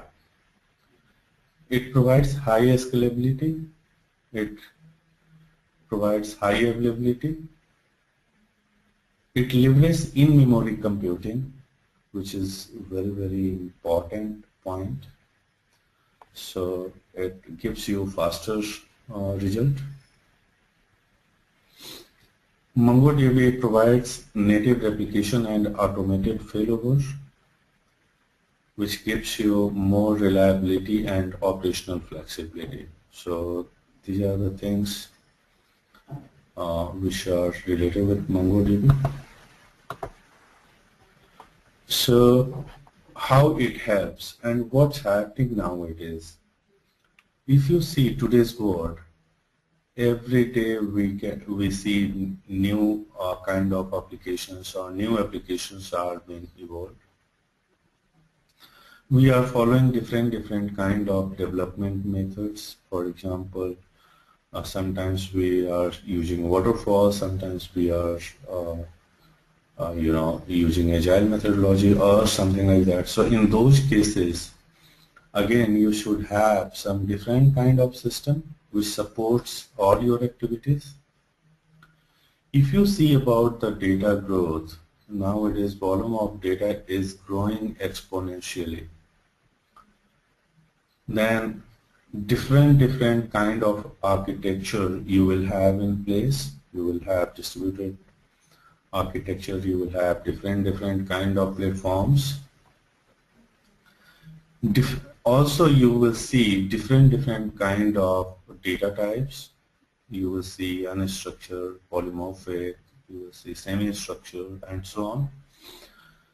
So for those kind of environments, you have to have different kind of system, and that's the reason NoSQL or NoSQL or big data solutions comes into the picture. We understood MongoDB is open source. It's a document-oriented storage. We will learn in detail what is document storage, how exactly it stores, how it processes, and so on. It's having object-oriented concept, and this software is been written in C++. MongoDB has been developed in C++. That's the reason it provides full flexibility with object-oriented concepts. It is very easy to understand, learn, and implement. It provides full index support. So in Module 6 we will see how many type of indexes are there, how can we implement indexes on MongoDB, and how can we derive optimal performance out of your data. MongoDB, it provides high availability. We'll learn in detail in Module 5 in replication and sharding session. It provides auto sharding. So auto sharding is nothing but kind of automatic partitioning. It gives you very easy querying. Very simple syntax are there, you can query. Most of the people have heard about MapReduce, which is a framework to process your data. MongoDB provides native MapReduce APIs. There is a tool which is called GridFS to store huge amount of data or different kind of structured and unstructured data. So this GridFS we can use there. You have very good supports from export. This is again very important things. If you don't get support, we get stuck, right? What all key features are there of MongoDB? We know this is very powerful, easy to use. The speed is very high, and this is very flexible. These are some key features. It provides various drivers. It is having integration with Hadoop. It provides aggregation framework and native MapReduce. It is having rich secondary indexes including geospatial TTL indexes. We'll learn in detail. It is having built-in replication for high availability. It gives you auto sharding for horizontal scalability. JSON data model with dynamic schema. So we'll learn about JSON also in today's session. And this gives you dynamic schema as well. Dynamic schema in the sense you do not worry about table structure and so on. Now let's understand quickly about high-level architecture. So you may have online data, you may have offline data. Online data can be managed with MongoDB or with RDBMS. For offline data, you go with Hadoop, or you use Enterprise Data Warehouse, OLAP, or DSS, or DW. Now, you may have some applications like analytical tools. You can have SAS, SPSS, or some other tools like R. BI app like ClickView, Tableau, Pentaho, Jaspersoft, or you can have custom built mobile apps, or you may have CRM or enterprise resource planning softwares. And then you can manage your data with the help of these tools. Alright, you may have infrastructure OS, you may have management and monitoring software or tools, or security and auditing. So now let's go from here. So you could have infrastructure, you could have OS, virtualization, storage, network, etc. It could be physical or it could be on cloud-based, and then on top of that you can have online data, offline data. There will be some data management activity with the help of some applications. You would have management and monitoring tools, and then you will have auditing and security. So that's how it looks like.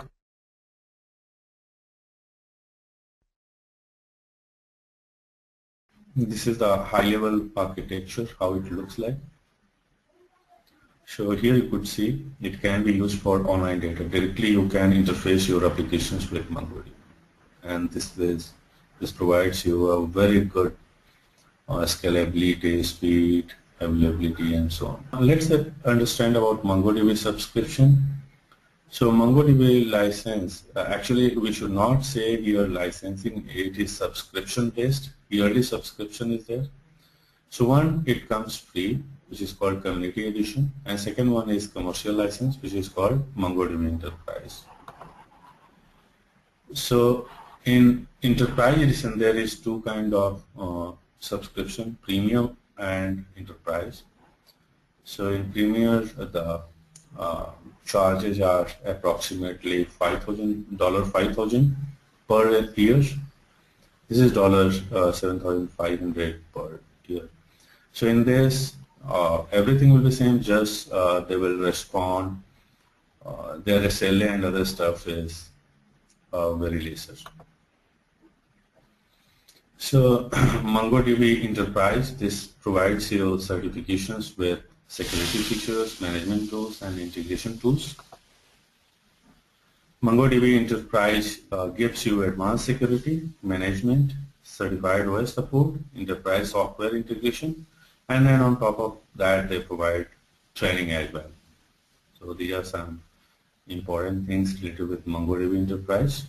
So if you are leader or if you are decision maker, so these things like licensing and then what all includes along with your package is important to know.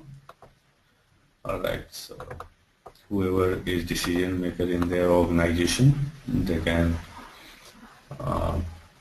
understand this. These are some features which is available. These are some extra features which are available here in MongoDB Enterprise. Till here you get same in Community Edition. So here advanced security you will not get, on-premise management, SNMP support, OS certification, and then training you will not get. Now let's quickly understand about some use cases. So these are some use cases you can use for mobile and social applications. You can use for content management system, you can use for big data solutions, you can use for CDM, customer data management, or for data hub. So these are some use cases. For content management systems, I have seen this works very well. So this is my personal experience, content management system. These are some companies who uses MongoDB extensively for big data. These are the company for content management and delivery, for mobile apps, for data hub and user management.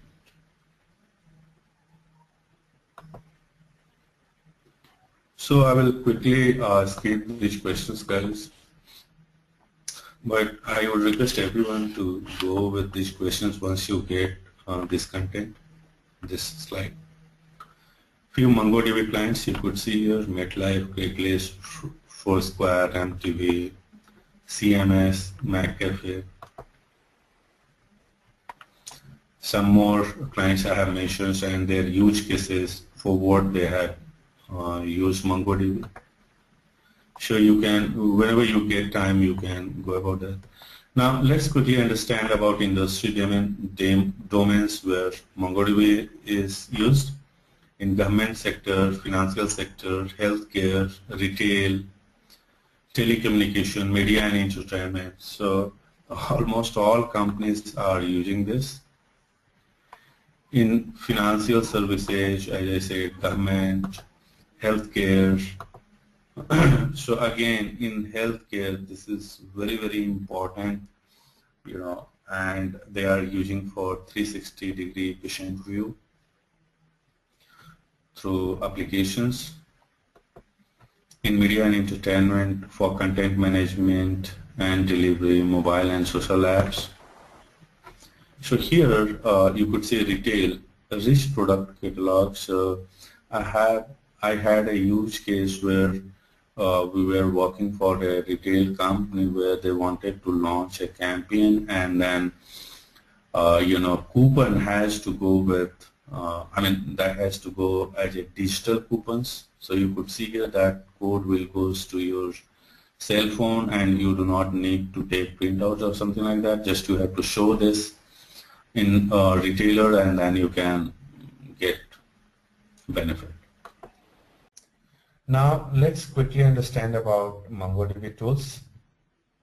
You could see here, once you will download your package, you will get this many tools along with your package. Again, it depends if you will download for Linux, you will not see MongoDB.exe because these are exclusively related for Windows platform, Microsoft Windows platform. If you will download for Linux, you won't be able to see few tools out of this. Alright, so we have a question from Srinivas. He is saying, so drivers are for doing CRUD using an application interface. Yes, you are right. And drivers are available for the mentioned languages. Correct, you are right. Now your understanding is clear, Srinivas. But even though you will have lots of activities which you have to perform directly through Mongo, right? It's a database. So for example, let's take example of replication. Replication is a very good concept, and that's required a very good or a specific skill set. So if you talk about SQL Server or Oracle, so you have to have understanding about that, and that work does not be, that cannot be done by application developers. So core Oracle guy or DBA guy has to perform, or whoever has that kind of a skill set. Am I right, Srinivas? So here also the same kind of things you will learn, but at least little understanding about the technology and concept, and then obviously about the operating system, because whatever activity we perform on operating system. So those are like creating directories, and then understanding concept, how it starts, or how do we install anything, or how exactly it works, or how syntax will be executing, and so on. So, but I am sure you will have understanding at the end of the session. All right, great. So as I said, if you will download your package, you will see here various tools which has been listed here. So our focus will be MongoDB and Mongo. MongoDB is a database and Mongo is a shell or client. Let me divide the tools in 6 categories here. You could see here, these are the core processes. MongoDB is responsible for database. MongoS is for sharded cluster. And then this is Mongo is a shell or client. Same thing you could see here, Windows services. So this is exclusively for Windows. You could see here .exe being attached here. Then some binary import and export tools are there. So through Mongo dump is there, Mongo restore, BSON dump, Mongo upload. For importing and exporting data to and from MongoDB, we use Mongo import and Mongo export. Mongo import to load data inside MongoDB. Mongo export is to export data from MongoDB. And for diagnostic or monitoring of your databases, we will have MongoStat, MongoTalk, MongoSniff, and MongoPerf. This is grade FS file. So if you have larger or bigger files or unstructured data, you can load through, or you can process it through Mongo files. So in Module 7, we will learn how can we load image, how can we load video, how can we load unstructured data to our database, and how can we retrieve that out of database. And this diagnostic tools we will learn in Module 5. Once we will have, in Module 4, once we will have administration topic. So in that we will learn about these tools. Data import and export, also this thing also we will learn in Module 4 when we will have administration topic. These tools, MongoDump, MongoRestore, these are also this will be also covered in Module 4. So these tools we are going to cover in next slide and tomorrow's session. So guys, quickly I will skip these questions. Now let's understand MongoDB database here. So we know MongoDB is our database, all right, and this is primary daemon for MongoDB system. If this is not started, you won't be able to perform any activity over there, right? There are certain activity once you have created some data files, then you would be able to do that. But if you wanted to perform any transactions real time on database, this MongoDB has to be started. Now, whenever you will create any database, so keep in mind database is a physical container for collections. So inside this is database. It is same like other databases. Now, if you could remember, in RDBMS, we will have tables here inside, various tables inside the databases. But here you will have collections, all right.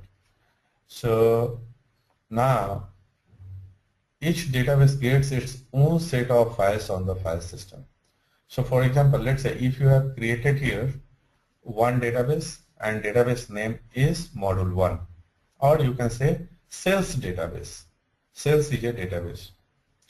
So there will be some certain files related with that database. Now let's say if you have created another database is called analytics database. So that will have different set of files. Set of files in the sense data files where exactly data will be residing and some other files related with that database. So at high level, keep in mind guys, whatever database you have created, that will have their own set of files behind it. A single MongoDB server typically has multiple databases. That's how it works, right? You install one Oracle database software and then you create various databases, right? You install SQL Server and then you create various databases to perform different kind of applications to attach with that, or different kind of activities to attach on that. Am I right, guys? Is this clear, MongoDB?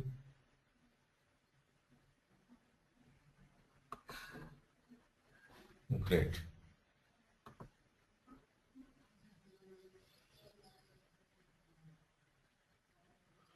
Okay, there is a good question from Ken. He is asking, does MongoDB work on VM? Yes, it works.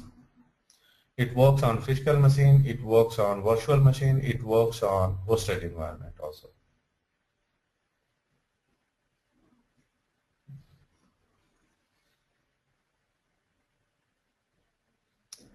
Okay, there is another good question from Srikanth. He is asking, is this file system based? No.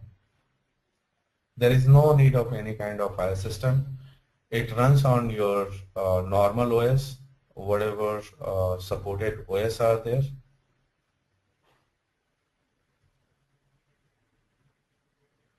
Okay, there is another good question from Srinivas. He is saying, any system limitations for individual machines? There is no limitations as long as it supports the operating system, it works well.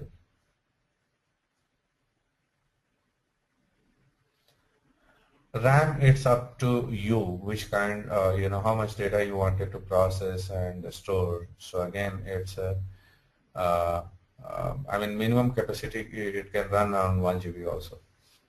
I don't see any issue. But nowadays, I mean, 4 GB is recommended for any software, every software.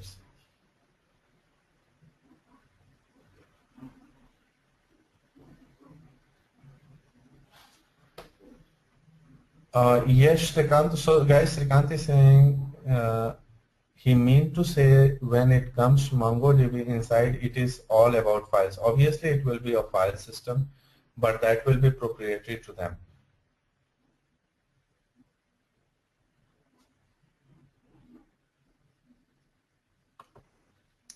So now we understood about MongoDB here.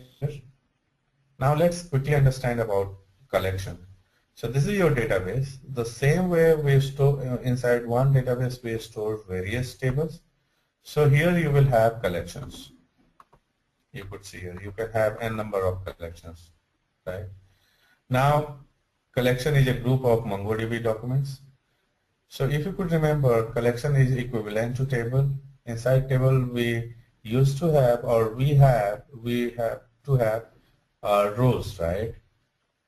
So rows and you could see columns. That's what is called data, right? So in collection you will have documents. So we will discuss in detail. So at this stage, just keep in mind you will have database. Inside database you will have collections, and you know this collection will exist in a single database. All right. Now see here, guys, this is MongoDB database. Then you will have various collection. Inside one collection you can have n number of documents, right?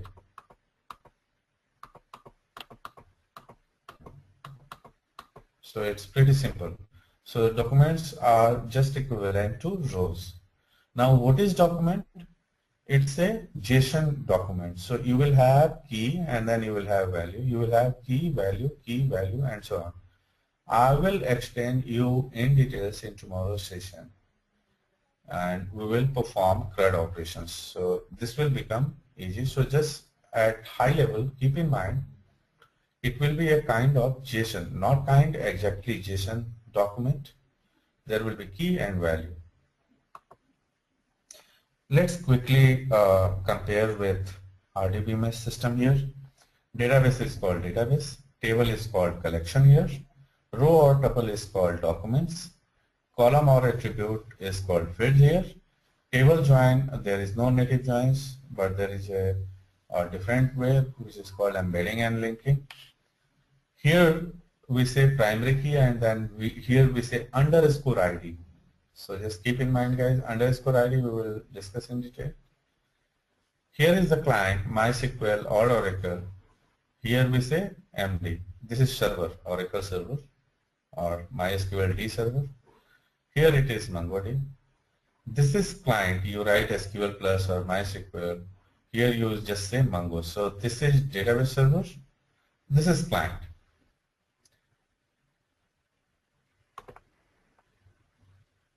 Am I audible, guys? I don't see any response from your end. Okay, great. So let's quickly understand about JSON. We know JSON is nothing but JavaScript object notation. All right. This is lightweight interchange format to transfer information from one system to another, one device to another device, and so on. It is easy for human to read and write. Easily you can read or easily you can write. Easy for machine to pass. For machine also this is pretty easy. And as I said, it is lightweight interchange format. So this gives you more benefits over others. Text format, that is completely language independent. By the way, you can use this on any language. There is no dependency at all. It is having its own syntax. So how JSON looks like and how do you form, what all entities are there with JSON? You could see here, it could be an object or it could be an array, or you could have combined of object as well as array. Now what is object and what is array, we will discuss in detail in tomorrow's with hands-on session. If time permits, today also we can see that. So here you could see object and here you could see array. What is object, guys? A collection of name and value pairs. What is name and value? You can say key and value. What is key and what is value? So key could be name and value could be Ramesh. Key could be email ID and value could be naresh@gmail.com. So those are called name value pairs. And then array, an ordered list of value, For example, let's say if I am saying city, so in city, what else city can come? It could be Bangalore, Hyderabad, Mumbai, Delhi, and so on. All right. So including all this, it becomes JSON structure. So how it looks like, guys? JSON starts with curly braces and ends with curly braces. Here you will have key and then you will give your column. Make sure you will give your column and then here you will give value. Then this may iterate. How? Just you have to give comma, then you can give another key and then another value, comma, another key, another value, and so on. This is object. Now how array looks like? It will start with middle bracket and then value. So value could be here Bangalore and then comma, Hyderabad, comma, Hyderabad, Delhi, Mumbai, and so on. What all data types you can use here? String, number, object, array, true, false, and null. So by the way, we will have understanding, we will have example of each and every data types related with JSON, and then it will become clear to you how do you write JSON document. Let's quickly understand about BSON.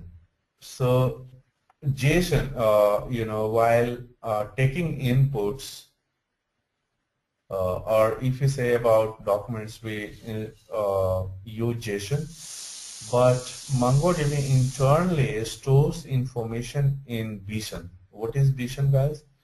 Binary JSON. BSON is nothing but binary JSON. So binary JavaScript object notation. Why they converted into binary? For example, let's say if you are loading a video file, if you are loading image file, or if you are loading any unstructured file, so that cannot have JSON structure, right? So there should be some way to store internally. So that's the reason MongoDB converts into BSON and stores it. So then you can load video, image, whatever is that, and that will be converted into BSON. So BSON is nothing but binary JSON. Then it supports the embedding of documents and arrays within other documents and array. Okay, we have some questions, I believe.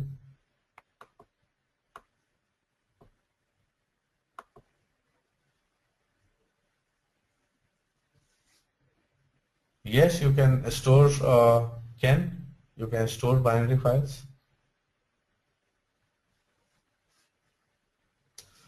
So there is a question from Srikant. He is saying, so this is only for unstructured, otherwise it will be JSON. No, while displaying, it displays in JSON if it is having simple characters. All right. So while storing all storations, whatever happens through MongoDB, internally it converts into BSON and store it.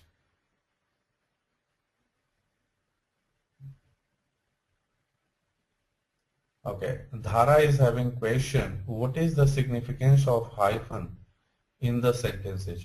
Yeah, sorry for that, just it's a formatting issue. There is no significance of that. Clear, Dhara? Okay. So at high level, and this is easy for machine to pass and generate text format that is completely language independent. Alright, so it will be in 0101 format. Whatever data you stores, it will internally it will be converted into 0101 format.